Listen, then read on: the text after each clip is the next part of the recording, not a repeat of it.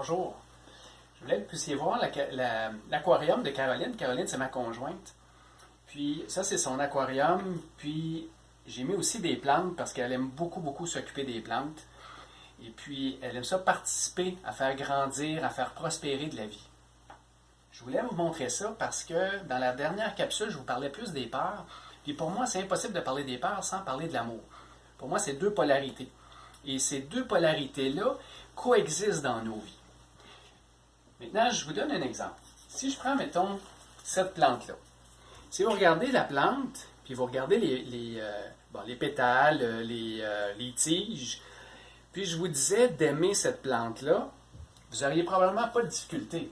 Peu importe que les pétales ne soient pas identiques, peu importe s'il y a une pétale qui commence à mourir, une tige plus longue, plus courte, vous n'auriez pas de difficulté à aimer. Vous pourriez porter votre attention ici puis vraiment décider de l'aimer et ça marcherait. Vous sentiriez cette énergie-là circuler en vous. Imaginez maintenant que vous allez dans le bois.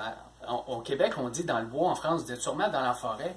Et quand vous allez dans la nature, vous regardez autour de vous, vous voyez plein d'arbres, des fois, on peut voir des fleurs, on peut voir des arbres morts. À quelque part, c'est n'importe quoi. C'est n'importe quoi. Vous allez voir un arbre mort qui vient frapper un arbre vivant. Vous allez voir un petit arbre à côté d'un gros. Vous allez voir des roches un peu partout. Vous allez voir des fleurs à des endroits que ça ne devrait pas être. Il faut faire attention où on marche parce qu'on n'importe quand, on peut s'enfarger si on ne regarde pas où on marche. C'est n'importe quoi. Pourtant, on réussit à aimer. On réussit à aimer la nature. Pourquoi? Parce qu'il y a une connexion.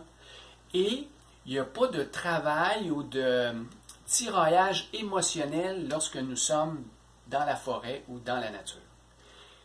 Il n'y a pas de tiraillage émotionnel quand vous regardez la plante et vous décidez de l'aimer.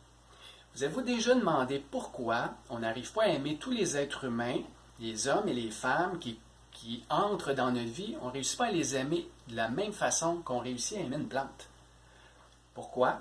Parce qu'il y a des blocages à l'intérieur de nous, il y a des endroits où nous, on ne réussit pas à s'aimer.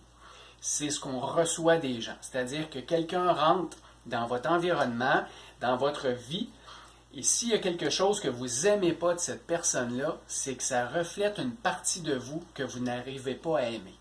C'est juste pour ça qu'on ne réussit pas à aimer les gens de la même façon qu'on aime la nature. C'est parce qu'il y a un tiraillage émotionnel. Il y a des peurs en arrière.